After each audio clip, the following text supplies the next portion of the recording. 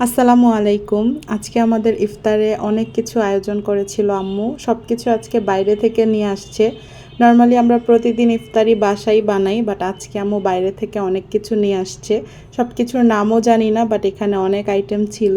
Chicken fry ছিল, তারপরে একটা চিকেন বল ছিল, তারপর সসেজ চপ ছিল, ডিম চপ ছিল, তারপর পেঁয়াজু ছিল, আরও কী কী যেন ছিল, অনেকগুলো আইটেম। আর এখানে আছে অন্থন, সেই সাথে কাবাব ছিল 2 রকমের, আর আরও এনেছিল হলো দই বড়া। সব মিলিয়ে অনেক কিছু আনা হয়েছিল আজকে বাইরে থেকে। আমরা প্রতিদিনই বাসায় অনেক অনেক ইফতার তৈরি করি, নিজের বাসায়ও অনেক ইফতার বানিয়েছি, আবার এখানে আম্মুর বাসায়ও আম্মু প্রতিদিন অনেক ইফতার বানায়।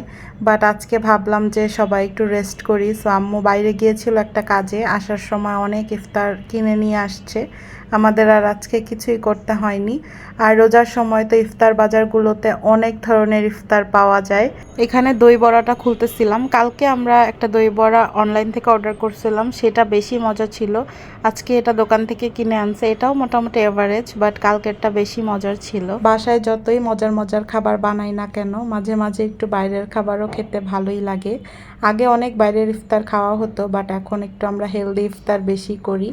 আর এই যে আমাদের সবচেয়ে বড় রোজাদার, সে তো ইফতারের টাইমে ঘুরঘুর করতে থাকে, কোনটা রেখে কোনটা ধরবে, কোনটা দুষ্টামি করবে।